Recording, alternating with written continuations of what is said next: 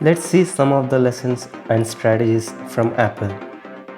When I was small, I did not know about smartphones. I just enjoying my life in my father's fields. I think it was maybe 2013 or 2015. Slowly the smartphone boom was started. When the pandemic attacks, you know what happened. Suddenly lot of phones, tablets and other electronic things are boys like pancakes. Okay.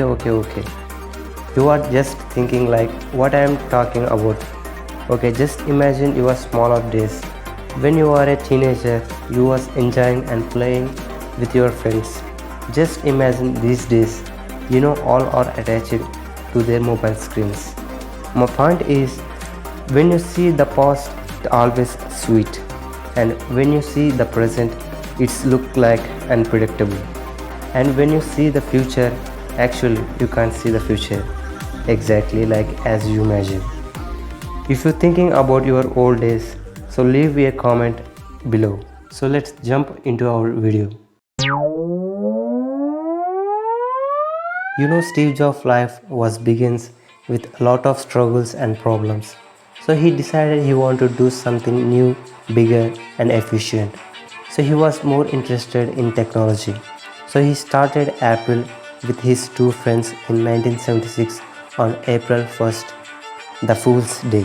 Yes, you heard right. And this one tells about Steve Jobs' mentality and thinking. Steve Jobs is not an inventor. He is a brilliant marketer. Is not, I am telling. Bill Gates was told an interview about Steve Jobs. A fact about Steve Jobs did not wrote a single program line in Apple software. Just his leadership mentality and his marketing strategy makes him powerful in the staff. I'm thinking why Steve Jobs starts his company on April 1st, Fool's Day. It remembers the quote, stay hungry and stay foolish. Steve Jobs is a weird person. That's why everybody likes him. Stay weird and stay foolish about your goals. What do you thinking? Can Samsung overcome the Apple? Maybe it takes so many years, but I can tell definitely Samsung will beat Apple. But how?